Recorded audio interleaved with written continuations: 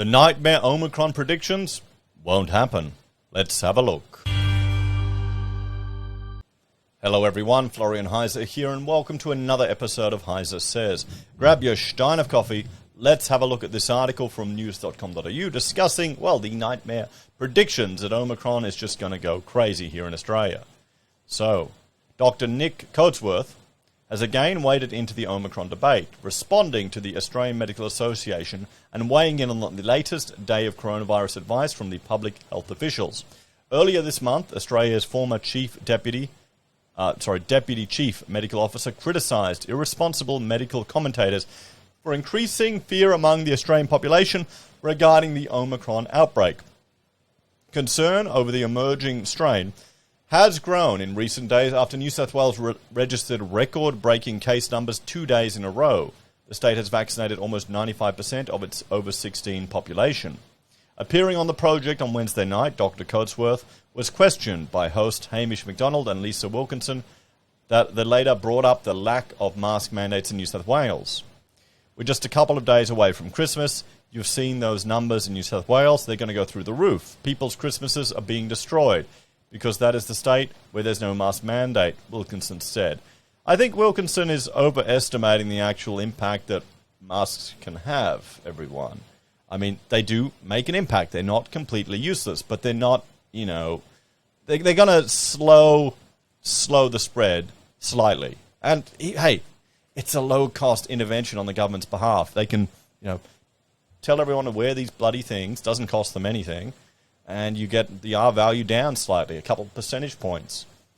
That can make a difference. And it also makes people feel like something's being done, but it's not going to save the bloody world. It's not going to keep you. It's not going to protect you from everything unless you go full, surviving Lily and go really hardcore, like a hazmat suit. Maybe that'd be fun just to to freak out a few people, go shopping in a hazmat suit. Wonder if you could buy one. Anyway. She brought up Prime Minister Scott Morrison's comparison of mask wearing with the use of sunscreen at the beach. The problem with that is, if you choose not to wear sunscreen, you're the only one who gets sunburned. If you choose not to be COVID safe and not wear a mask indoors, which is what is happening in New South Wales right now, then you're putting everyone in the vicinity at risk, Wilkinson said. Well, then if you're concerned, go get the vaccine and the booster. There you go.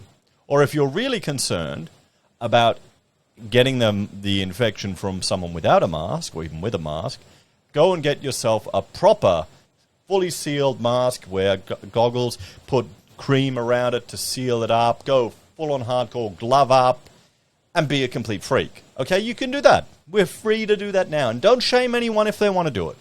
If they are that concerned, maybe they've got a psychological hypochondriac illness or something. Maybe it's a mental health issue and they need this to cope.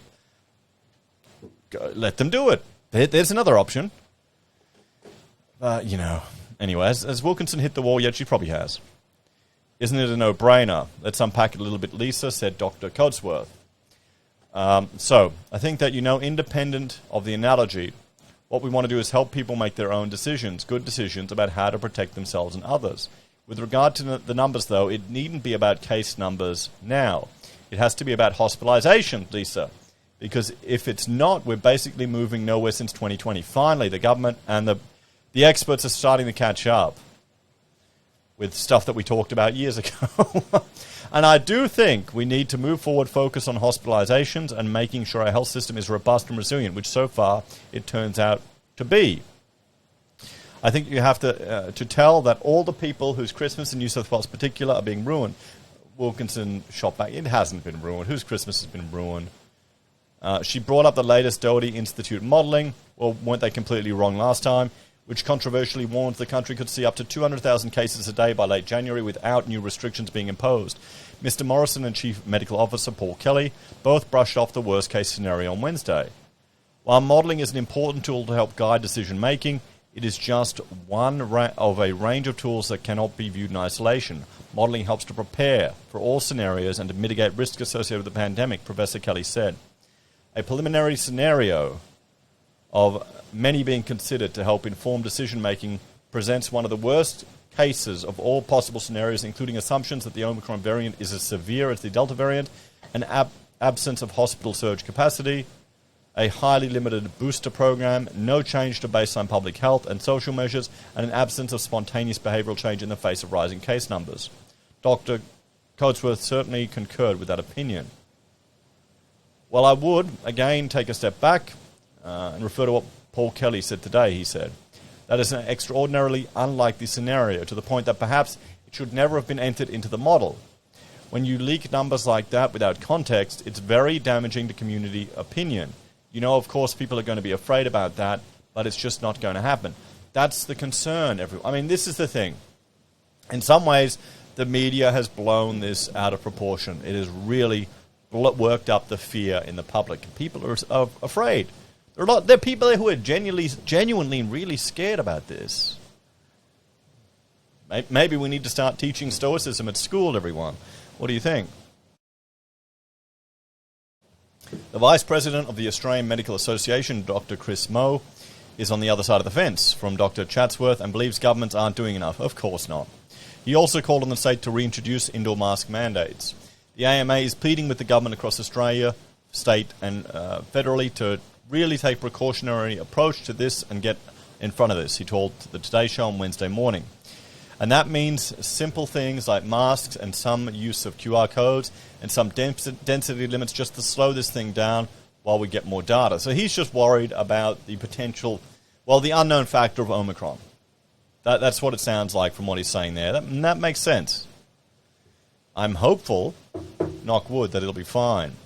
The AMA and Dr. Coatsworth have exchanged criticism repeatedly in recent weeks. During his appearance on the project, Dr. Coatsworth was asked about that public disagreement. We need to talk about you and the AMA, one host said. You have a bit of a go at each other publicly. We all hope and expect that our trusted doctors are going to get along with each other. Oh, come on. Wow. That shows a level of naivety there. Someone who really doesn't understand the hyper-competitive medical industry. I do take a real strong view of how medical leaders should sort of present themselves with regard to COVID. And it's really hard to govern. As a government or a public servant, when you've got the AMA nipping on your heels and saying the decisions they don't agree with mean you're putting lives at risk, said Dr. Coatsworth. At the end of the day, they don't have that many infectious disease physicians. So we need to see where government is getting advice from. I'd love to see the AMA telling us where they're getting their advice from as well. Dr. Coatsworth was asked whether one of his previous remarks calling the AMA a peanut gallery was a bit much. Look, I think when you have an organization that comes out and says the booster program is off track and it's only just been changed, I think it demands some sort of response, he replied. People will judge whether or not that was too much. So there we go, everyone. Arguing over the insane predictions of 200,000 Omicron cases. Let's talk about this. This reminds me of the Reserve Bank's modelling of a potential 40% house price fall, which was not going to happen. And it put fear in the market, and it probably pushed political will to intervene a little bit more than they would have. But it's just a worst-case scenario, and you have to plan for that. You have to plan for that, and that's sensible and reasonable. But the media and YouTubers like me will find that and talk about it because it gets the eyeballs. People are scared. People are worried, which is understandable.